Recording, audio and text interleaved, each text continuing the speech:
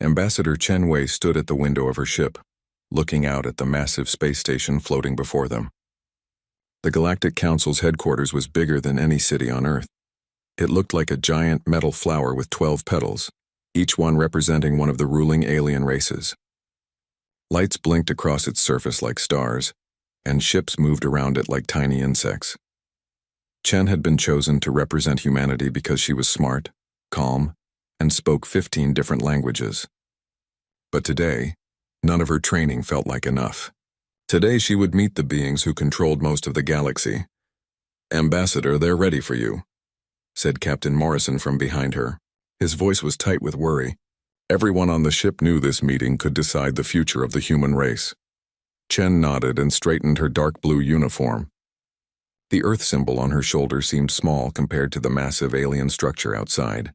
She walked through the ship's corridors, her footsteps echoing in the quiet halls. Her crew watched her go with worried faces. They all knew what this meeting was about.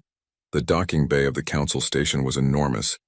Chen's small shuttle looked like a toy next to the alien ships parked there. Some ships were made of what looked like living crystal. Others seemed to be made of liquid metal that moved and flowed. There were ships that looked like they were grown instead of built, with organic curves and surfaces that pulsed with light. An alien guide met Chen at the airlock. It was tall and thin, with silver skin that reflected light like a mirror. Its face had no features that Chen could recognize as eyes, nose, or mouth. Instead, it had patterns of light that moved across its head. "Follow," it said in perfect English, though Chen couldn't see how it was speaking. The voice seemed to come from everywhere at once. They walked through corridors that were bigger than subway tunnels. The walls showed pictures of space, but Chen realized these weren't pictures. They were windows showing real views from different parts of the galaxy. She saw star systems being born, planets covered in cities, and space battles from long ago. Other aliens walked through the corridors, but they barely looked at Chen. She saw creatures that looked like giant insects with too many legs. There were beings made of what looked like smoke or gas floating instead of walking. Some aliens were so strange that Chen couldn't figure out which end was their head. The council chamber was the biggest room Chen had ever seen. It was shaped like a bowl, with seats rising up in circles around a central platform. The seats were filled with hundreds of different alien species. Some were huge, filling spaces that could hold 20 humans. Others were tiny, sitting in groups on what looked like small stages. The most important seats belonged to the 12 council races. Chen had studied them before coming here, but seeing them in person was different. The hegemony lords looked like massive ants, but they were the size of elephants. Their mandibles clicked and moved as they watched Chen walk to the center of the room. The veil dancers were almost see-through, like ghosts made of colored light. They floated above their seats, changing colors as they moved. Chen had read that they could become completely invisible when they wanted to. The stone shepherds looked like living mountains.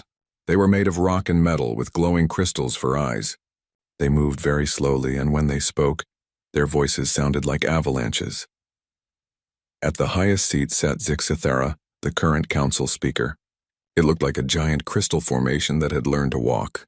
Light moved through its body in patterns that hurt Chen's eyes to look at directly. "Human representative," Zixithera said, and its voice filled the entire chamber. "You have been summoned to receive the judgment of the Galactic Council." Chen stood on the small platform in the center of the room. She felt very small, surrounded by hundreds of alien beings, but she kept her back straight and her head high. "The Council has reviewed your species," Zixithera continued.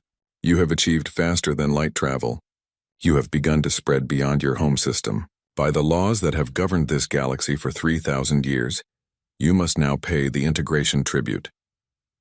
The chamber fell silent. Chen could feel hundreds of alien eyes watching her. She had expected this, but hearing it made her stomach feel heavy. "The tribute for a new species is standard," said another voice. This came from one of the hegemony lords, its mandibles clicking as it spoke. 30% of all resources from your homeworld. 50% of your population for work assignments throughout the galaxy. Complete surrender of all military technology and weapons. Chen's hands clenched into fists at her sides, but she kept her face calm. "Additionally," the hegemony lord continued, "your species will provide soldiers for council military operations. Your brightest individuals will be relocated to serve council research facilities. Your leaders will be replaced by council-approved governors. This is the natural order," added a veiled answer, its ghostly form shimmering. The strong rule the weak. The advanced guide the primitive. Every species in this galaxy has accepted this truth. Chen looked around the chamber. She saw representatives from hundreds of different worlds and species. Their faces, the ones that had faces, showed no surprise or anger. They all looked like this was normal, expected, just the way things worked. "We have been generous," said a stone shepherd, its voice rumbling like an earthquake. "Many species are simply eliminated when they reach your level of development. We offer you the chance to serve and survive." Zixithera's crystal body flashed with bright light. "You have one rotation of your homeworld to provide your answer.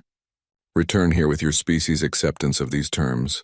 Chen felt like she was in a bad dream. Everything about this was wrong. The casual way they talked about enslaving humanity, the expectation that Earth would just give up half its people, the assumption that humans would simply accept being ruled by aliens. "I need to contact my government," Chen said, her voice steady despite the fear in her chest. This seemed to amuse some of the aliens. The hegemony lords clicked their mandibles in what might have been laughter. A few veil dancers changed colors rapidly, which Chen's briefings had said meant they found something funny. "Of course," Zixithera said, and now there was definitely amusement in its voice. "Contact your leaders. Discuss your options. Consider your alternatives. But do not take too long," added the hegemony lord. "The council has other business to attend to. Your answer will be received in one rotation, no more." Chen nodded stiffly. "I understand. Do you?" asked a veil dancer. "Do you truly understand what happens to species that refuse the council's generosity?" The chamber filled with sounds that might have been laughter from a dozen different alien throats. Some clicked, others buzzed, and a few made sounds like breaking glass. Chen looked up at Zixithera. "What happens to them?" The crystal being's light pulsed slowly. "There are no species that have refused human. In 3,000 years, every species has seen the wisdom of acceptance. Some take longer to decide than others, but they all reach the same conclusion in the end." "Why?" Chen asked. "Because the alternative is extinction," Zixithera said simply. "Complete and total extinction. We have the power to turn stars into dust, human. We have weapons that can crack planets like eggs. We command fleets that number in the tens of thousands of ships." The chamber fell silent again. Chen could hear her own heartbeat in her ears. "One rotation," Zixithera repeated. "Return here with your species' submission, and humanity will have a future as servants of the council. Fail to return or return with refusal, and humanity will have no future at all." Chen nodded once more and turned to leave.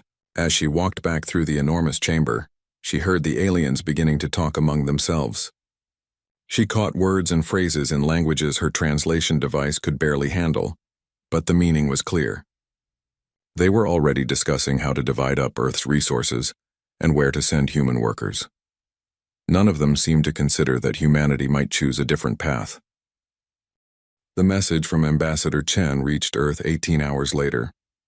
President Martinez sat in the underground command center beneath Geneva, reading the transmission for the 4th time. The words seemed to get worse each time she looked at them. Around the long table sat the most important people in human government and military.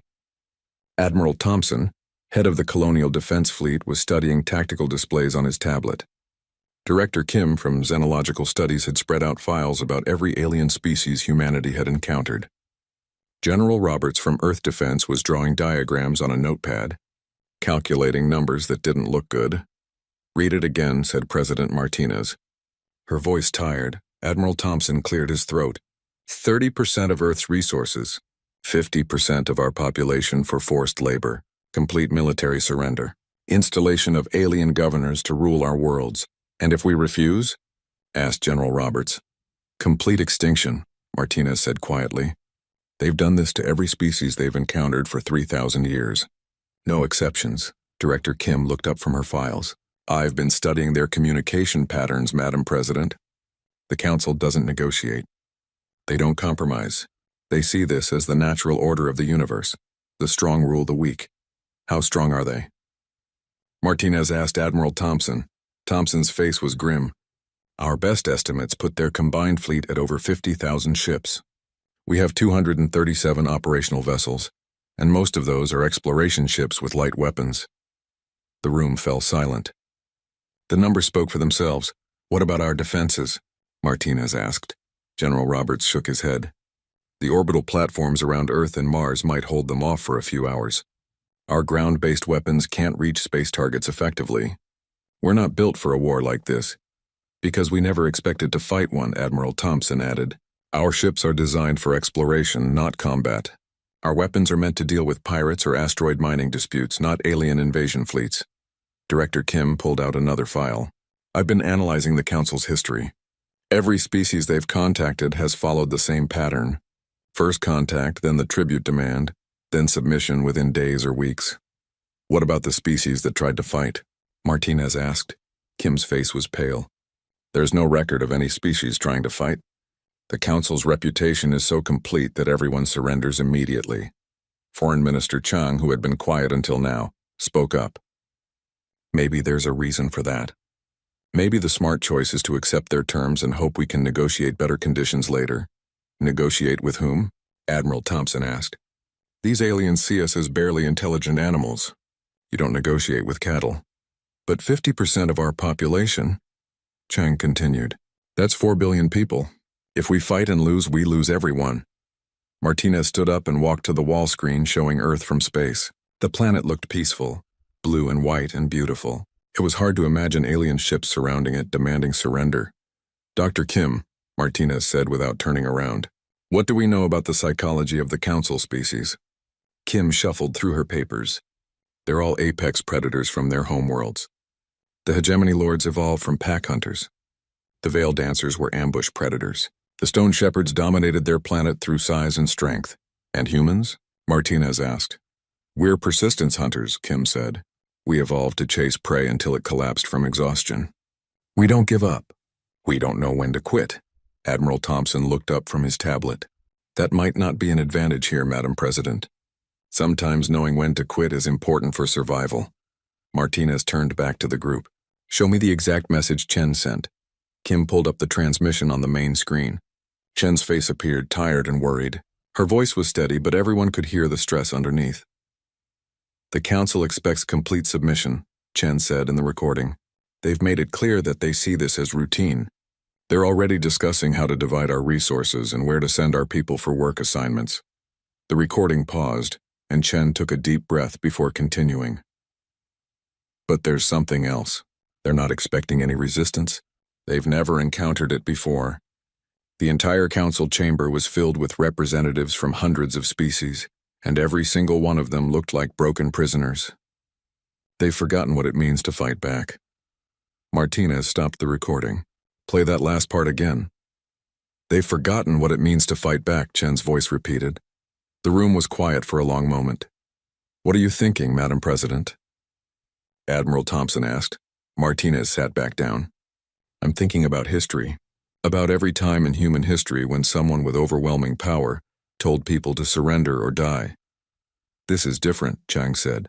This is alien technology we can't understand, weapons we can't match, numbers we can't compete with.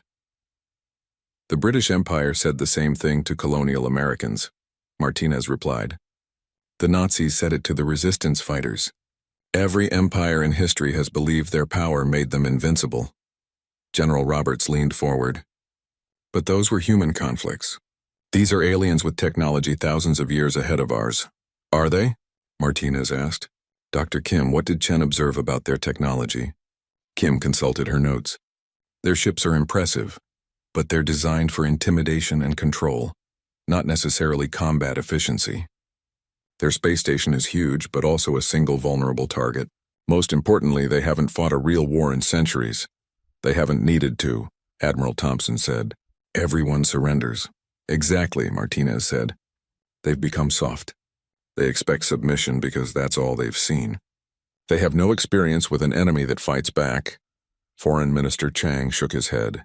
Even if that's true, the cost would be enormous. Billions of lives. The cost of surrender would also be billions of lives, Martinez said quietly. 50% of our population sent to alien worlds as slaves. Our children growing up under alien rulers. Our species becoming servants forever. She stood up again and looked at each person around the table. I want every military commander connected to this meeting. I want our best strategists, our top scientists, Everyone who might have ideas about how to fight an enemy with superior numbers and technology. Madam President, Chang said, are you seriously considering armed resistance? Martinez was quiet for a moment.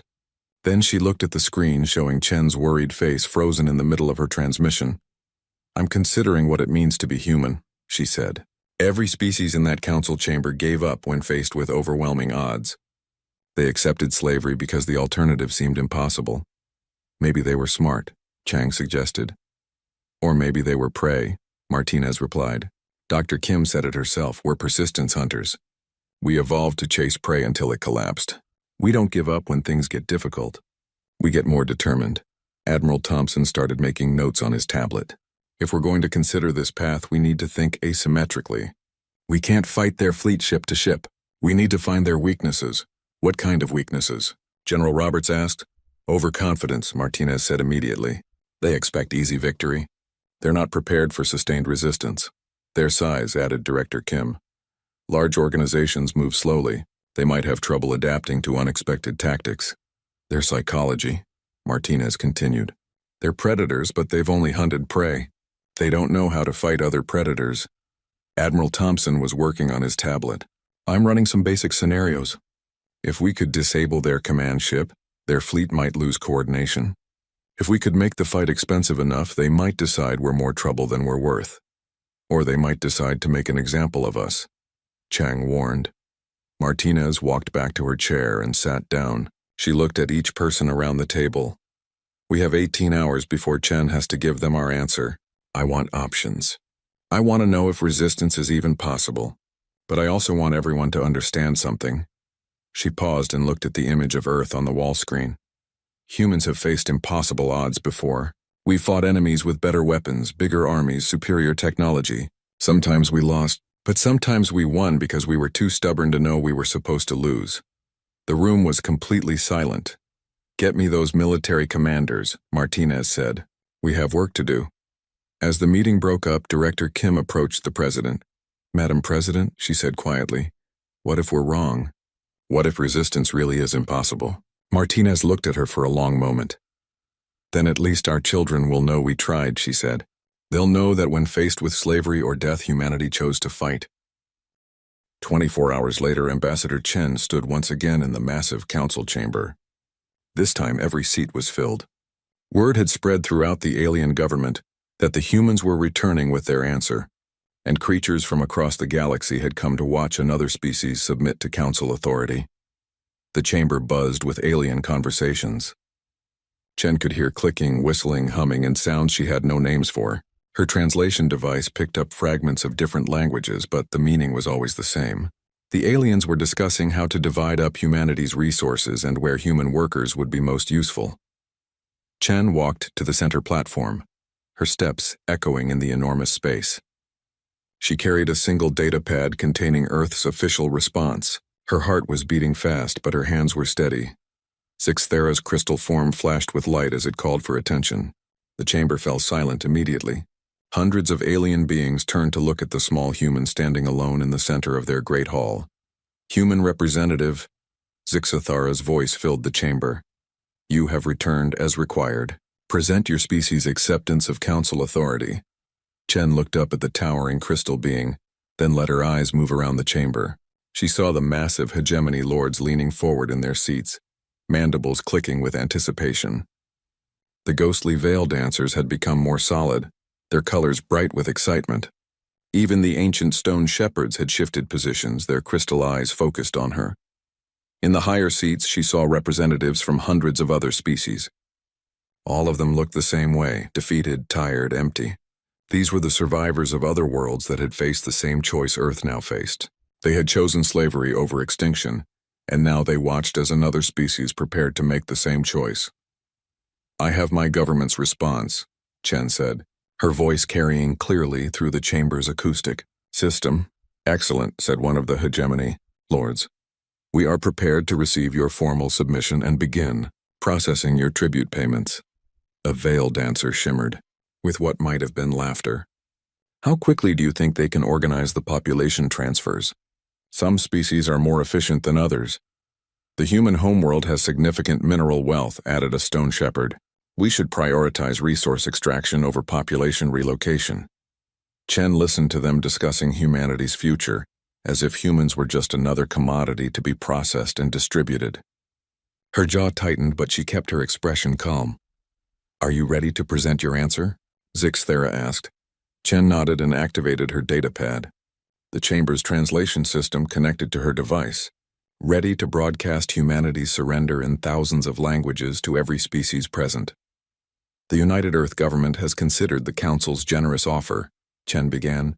Using the formal diplomatic language she had been taught, the aliens waited expectantly. Some leaned forward in their seats. Others made sounds of satisfaction. This was always their favorite part, the moment when another proud species admitted defeat and begged for mercy. Chen looked down at her datapad, then back up at the assembled aliens. She thought about Earth, about the blue skies and green forests of her home. She thought about her daughter, who was starting school next year. She thought about the billions of humans who would never see freedom if she spoke the words the Council expected. Then she thought about President Martinez's final message to her, delivered just hours before this meeting. 3 words that had changed everything. Make them listen. Chen cleared her throat and spoke into the translation system. No. The word echoed through the chamber in thousands of different languages and dialects. But somehow, despite all the different sounds and tones, the meaning was unmistakably clear to every being present. Silence. Complete. Absolute silence. Chen had studied alien behavior for years, but she had never seen anything like this. Creatures that had been moving, talking, breathing suddenly became as still as statues. The hegemony lord's mandibles stopped clicking mid-motion. The veil dancers became completely solid, their colors frozen in place. Even the stone shepherds, who normally moved like slow avalanches, went perfectly still. The silence stretched on for seconds, then minutes. Chen stood quietly in the center of the chamber, waiting for someone to respond. She could hear her own breathing and the quiet hum of the station's life support systems, but nothing else. Finally, Zixthara's crystal form flickered with uncertain light. Clarification required, it said, its voice somehow smaller than before. The translation systems must be malfunctioning. Please repeat your species' response. Chen smiled, and somehow that small human expression seemed to fill the enormous chamber. There is no malfunction, she said clearly. Humanity's answer to your demands is no. We will not pay tribute. We will not surrender our people. We will not submit to your authority. The chamber erupted in chaos. Aliens began making sounds Chen had never heard before. Shrieks, roars, buzzes, and noises that hurt her ears. Some creatures stood up in their seats, while others seemed to shrink back as if they had been struck. A hegemony lord was the first to find its voice. Impossible. It clicked rapidly. No species refuses the Council. The translation must be wrong. The translation is correct, Chen said, her voice somehow carrying over the noise. Humanity rejects your offer of slavery. One of the veil dancers flickered between visible and invisible, its colors shifting wildly. You don't understand. You cannot refuse. This is not how the galaxy works. Chen looked around the chamber at the hundreds of alien representatives. For the first time, she saw something other than defeat in their faces. She saw confusion, fear, and something that might have been hope. Maybe it's time the galaxy worked differently, Chen said. Zixthara's crystal body pulsed with angry red light. You are a primitive species with primitive weapons and primitive understanding. We offer you survival, and you choose extinction. We choose freedom, Chen replied simply.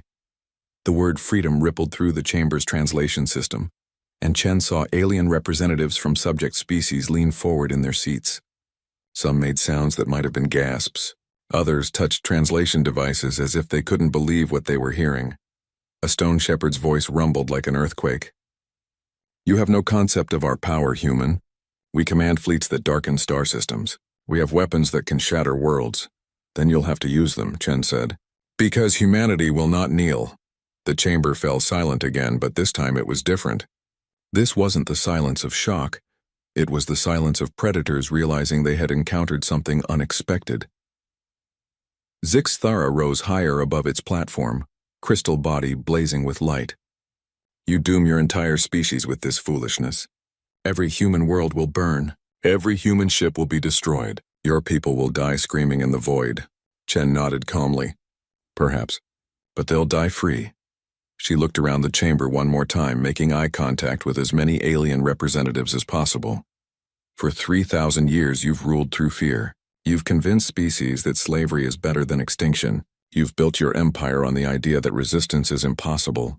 Her voice grew stronger, carrying to every corner of the vast chamber. Humanity is here to tell you that you're wrong. Resistance is possible. Freedom is worth fighting for. And sometimes dying on your feet is better than living on your knees. The silence that followed was different from anything the council chamber had ever experienced. It was the silence of a fundamental truth being spoken in a place where such truths had been forbidden for millennia. Chen turned and began walking toward the exit. Behind her, she heard Zixithara's voice, now filled with rage. You have made your choice, human. The council fleet will come to your worlds. You will learn what happens to species that defy the natural order. Chen paused at the edge of the platform and looked back.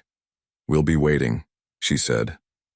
As she walked through the chamber toward the exit, something unprecedented happened. A few of the alien representatives, members of subject species that had surrendered long ago, began to stand.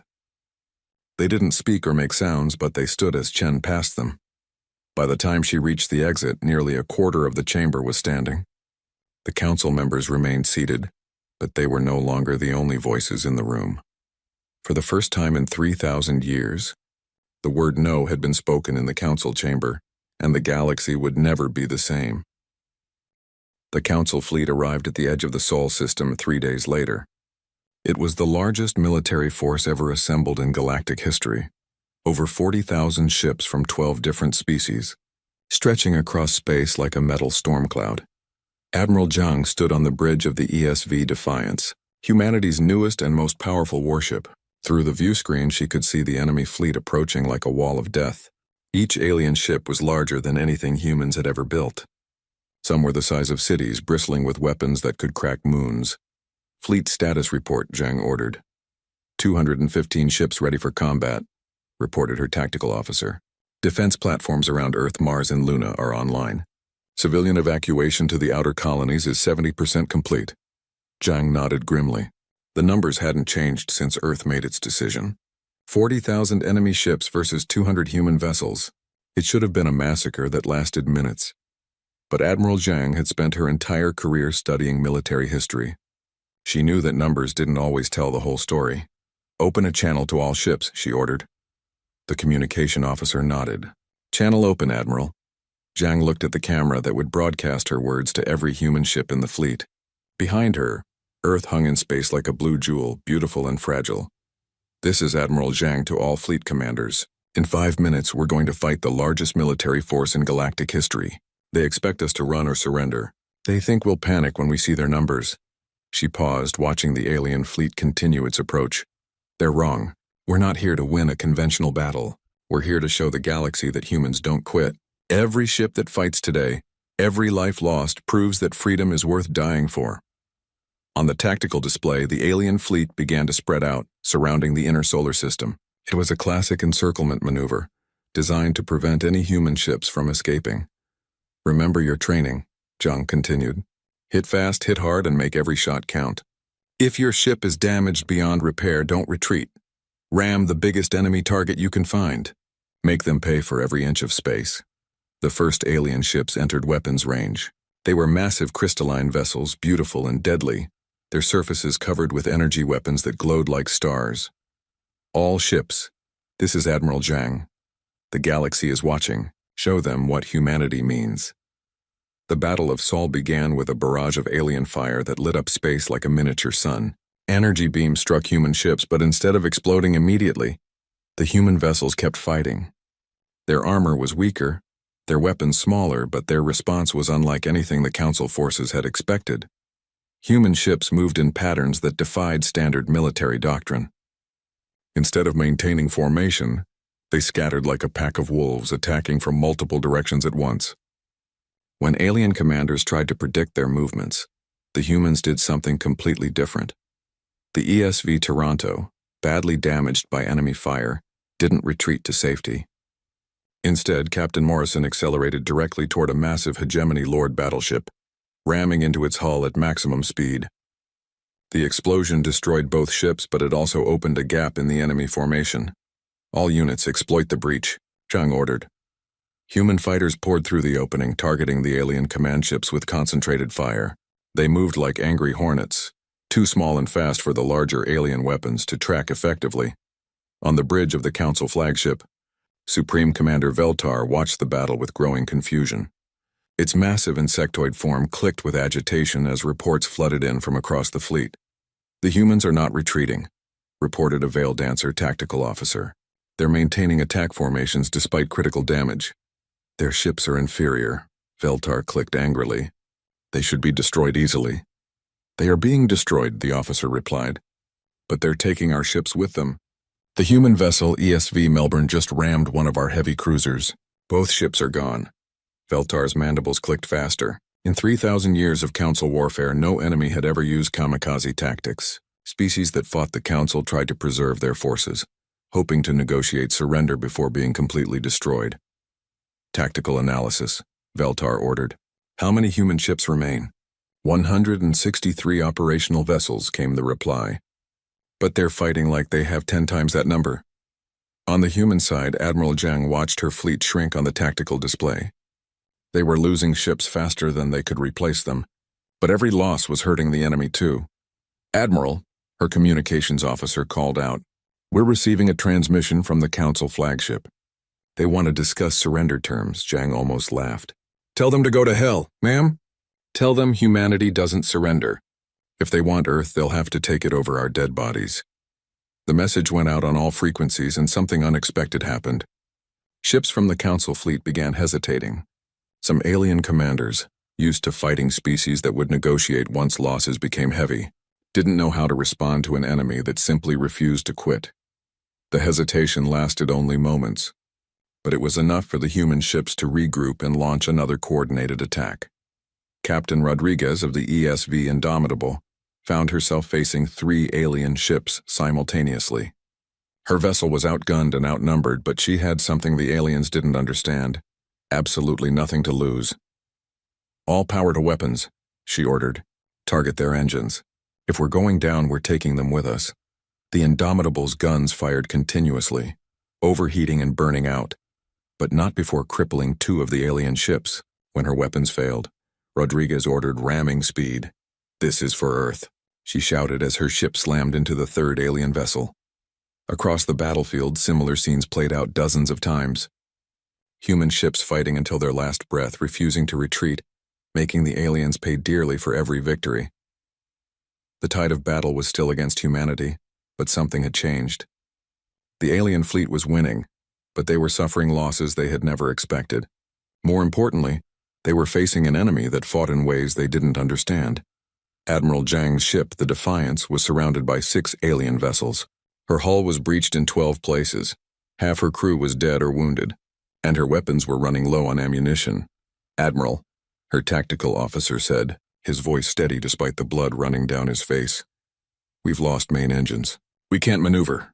Zhang looked at the tactical display. Around Earth, the battle was still raging.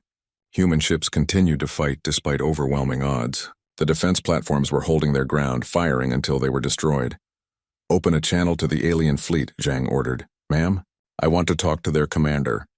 The channel opened and Supreme Commander Veltar's image appeared on the screen. The alien's mandibles were clicking rapidly, and its eyes showed something Zhang had never expected to see: uncertainty. "Human commander," Veltar said, "your fleet is destroyed. Your defenses are failing. Surrender now and we will spare your civilians." Zhang smiled, and the expression seemed to disturb the alien commander. "You still don't understand, do you?" she said. "We're not trying to win this battle.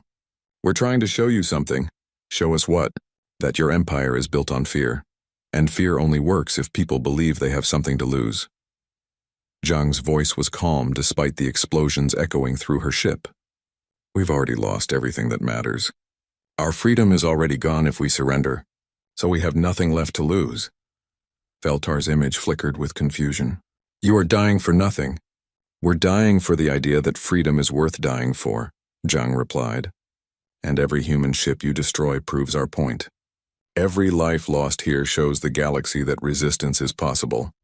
Before Veltar could respond, Zhang cut the channel and turned to her crew. All hands, prepare for ramming speed. Let's go out like humans. The Defiance accelerated toward the Council flagship, her remaining crew singing an old Earth song about sailors going down with their ship. But as the damaged human vessel approached, something unprecedented happened. 3 of the alien ships surrounding Veltar's flagship suddenly broke formation and moved away. The crews of those ships, composed of species that had been conquered long ago, had been listening to the human transmissions. They had heard Zhang's words about freedom being worth dying for, and for the first time in centuries, they remembered what it felt like to want something more than mere survival.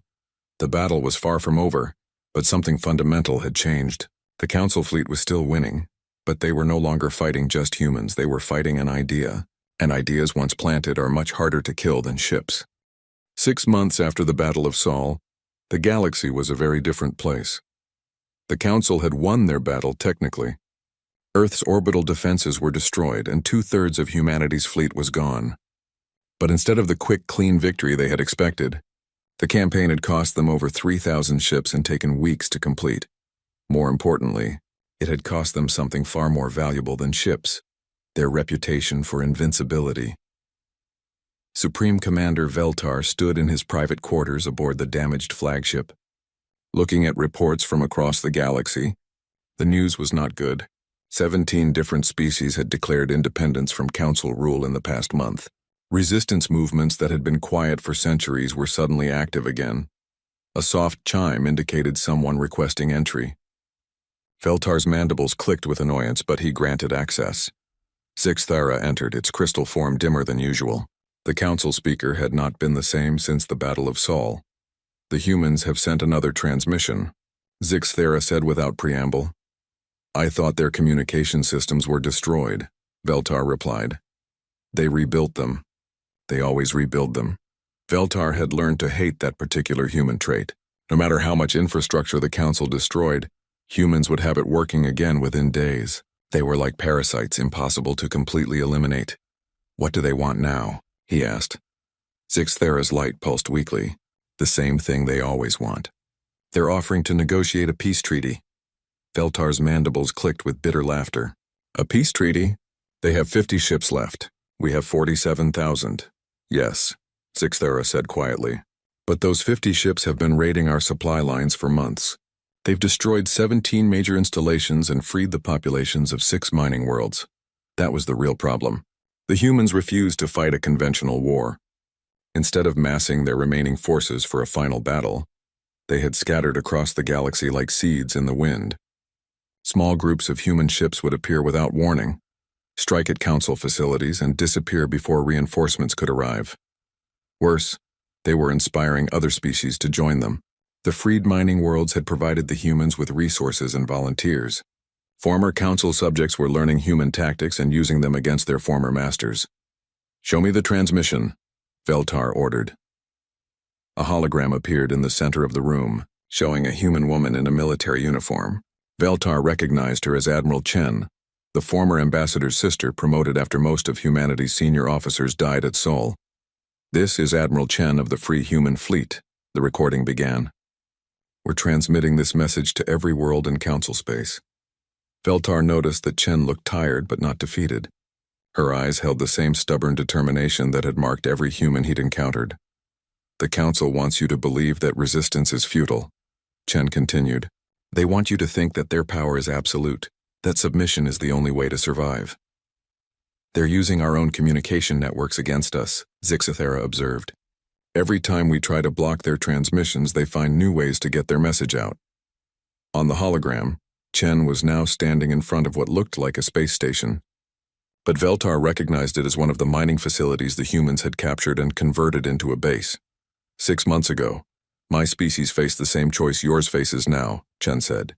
Submit or die. We chose a third option, to fight for our freedom no matter the cost. The cost has been enormous, Veltar muttered. But even as he said it, he knew the cost to the Council had been higher. We won't lie to you, Chen continued. Fighting the Council is hard. We've lost many ships, many friends. But we've also learned something important. They can be beaten. The image shifted to show damaged council ships being repaired at a captured facility. Alien crew members were working alongside humans, their movements suggesting cooperation rather than forced labor. These are council soldiers who chose to join us rather than continue serving an empire built on slavery, Chen explained. They've seen what freedom looks like and they've decided it's worth fighting for. Veltar's mandibles clicked with agitation. The defection problem was getting worse every week. Entire crews were abandoning their ships to join the human resistance. Some were species that had been loyal council subjects for centuries. "We're not asking you to fight alone," Chen said. "Join us. Pool our resources, share our knowledge, coordinate our attacks. The council is strong, but they're not invincible."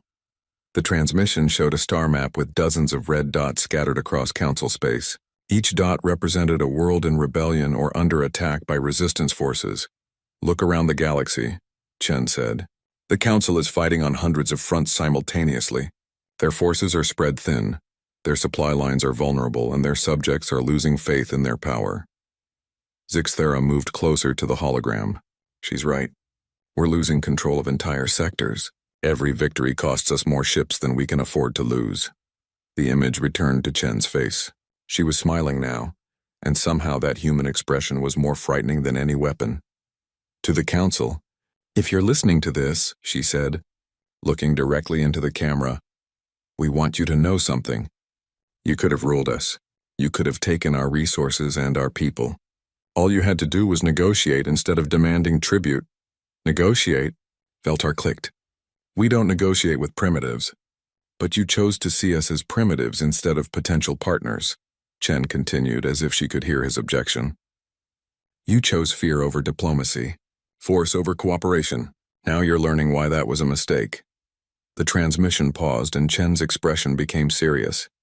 "Here's our offer, Council. Stop your attacks on human worlds and free populations. Recognize the independence of all species that choose freedom over servitude. In return, we'll help you transition from an empire to a confederation, a voluntary association of species working together instead of a hierarchy of masters and slaves." Veltar made a sound of disgust. "Ridiculous. The Council has ruled for 3 millennia. Your alternative," Chen said, "is to continue fighting a war you can't win. We'll never stop resisting.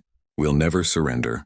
And every day you spend fighting us is another day for the idea of freedom to spread throughout your empire." The hologram showed images from across the galaxy. Council ships under attack, freed populations celebrating, former subjects joining resistance movements. "The choice is yours, Council. You can be part of a free galaxy, or you can spend the next 1,000 years trying to hold together an empire that's falling apart around you." The transmission ended, and Veltar stood in silence for several minutes. "What are you thinking?" Zixithara asked finally.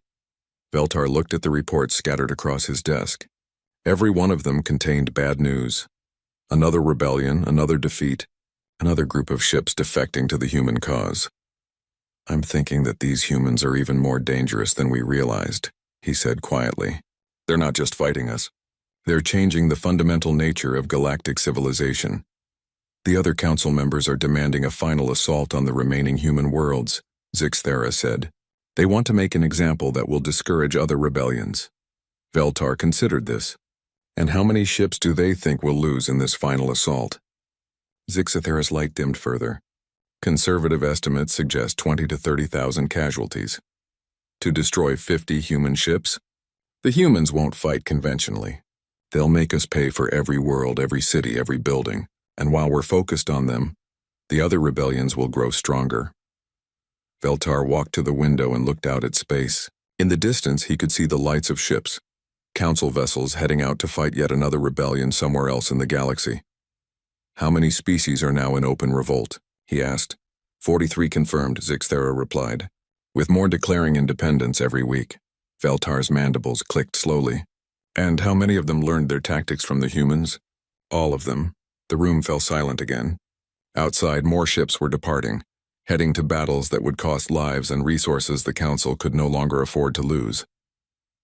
Finally, Veltar made a decision that would have been unthinkable 6 months earlier. "Open a channel to the human fleet," he said. "Sir, you heard me. Contact Admiral Chen. Tell her the Council is ready to discuss her proposal." Zixthera's crystal form flickered with surprise. The other council members will never agree to this. Then maybe it's time for the council to learn the same lesson the humans taught the rest of the galaxy, Veltar replied. Sometimes the old ways don't work anymore. As he prepared to make the most important decision in galactic history, Veltar found himself thinking about something Admiral Chen had said in her transmission. The humans had chosen a third option when faced with submission or death. They had chosen to fight for freedom. Now faced with the collapse of his empire or negotiation with former enemies, Veltar was about to make the same choice. The age of absolute council rule was ending. What came next would depend on whether both sides could learn to see former enemies as potential allies. But one thing was certain: the galaxy would never again assume that resistance was impossible.